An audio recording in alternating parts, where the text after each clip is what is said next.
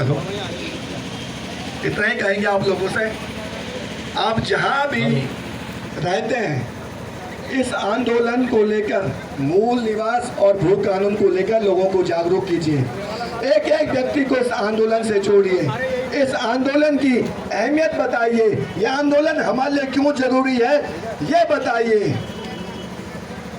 नहीं तो ये तय मान के चलिए, जिस तरह के हालात बन रहे हैं, जो हम देख रहे हैं 2, 4, 5 सालों में ही, ज़्यादा समय नहीं है, बहुत बड़े खतरे हैं। हमारे होटलियर भाई जो यहाँ पर काम करते हैं, उनके सामने कितने संकट हैं। आज जो होटलियर भाई यहाँ पे लीज पर होटल लेते थे, वो भी अब बाहर से आने वाले लोग, उनके पास पैसा है, वो लीज पे होटल ले रहे हैं आसानी से। हमारे होटलियर भाइयों के पास उतना पैसा होता नहीं है कि लीज पे होटल ले सके। हमारे लोगों के पास जमीन का एक टुकड़ा खरीदने के लिए पैसा नहीं है। अब बाहर से आने वाला व्यक्ति यहाँ पैसे बिछाकर जमीन आसानी से खरीद लेता है।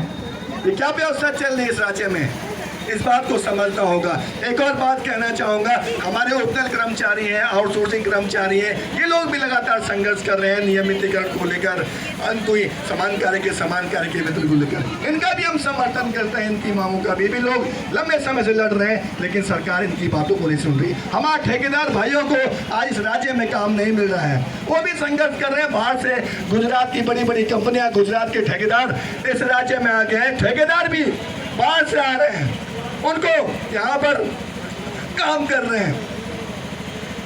हमने यहाँ पर कॉरिडोर को लेकर जो सरकार बनाने जा रही है, हमने कहा है इससे हमारे व्यापारियों के हित प्रभावित नहीं होने चाहिए, उनकी रोजी रोटी पे संकट नहीं आना चाहिए। आप कॉरिडोर बनाइए, इस पर कोई आपत्ति नहीं है, आप सौंदर्यीकरण कीजिए, आप हरिद्वार का विकास कीजिए, लेकिन ऐसा नहीं होना चाहिए कि हमारे व्यापारी भाई, हमारे लोगों के रोजी रोटी खतरे में आ जाए। इस बात को समझना पड़ेगा। और एक बात और कहना चाहता हूँ, आप देखेंगे अपने आसपास जो लोग कल का आए हुए हैं, जिनको आए हुए अभी 1-2 साल भी नहीं हुआ, फर्जी स्थायी निवास प्रमाण पत्र बना रहे हैं। फर्जी स्थायी निवास प्रमाण पत्र के आधार पे वो लोग आसानी से सरकारी नौकरी कर रहे हैं, आसानी से सरकारी योजनाओं का लाभ ले रहे हैं, आसानी से तमाम तरह के संसाधनों में उनको अधिकार मिल रहा है।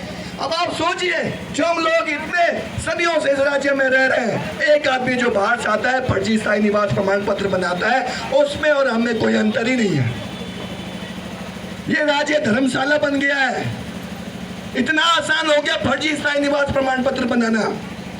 आप समझिए, जो लोग फर्जी स्थायी निवास प्रमाण पत्र बनाकर यहाँ आ रहे हैं, वो आपके बच्चों की नौकरियां खा रहे हैं। जिस पर आपको नौकरी मिलनी थी, रोजगार मिलना था, उस पर वो डाका डाला है। इस बात की गंभीरता को समझिए, एक होकर इस संघर्ष को आगे बढ़ाइए। एकता में ही हम सबकी ताकत है। जब तक हम एक हैं, तभी तक हम इस राज्य में सुरक्षित रह सकते हैं और इस संघर्ष को भी आगे बढ़ा सकते हैं। तो मैं बहुत बहुत धन्यवाद आप तमाम लोगों का। आप लोग हेलो, आप लोग, मैं देख रहा हूँ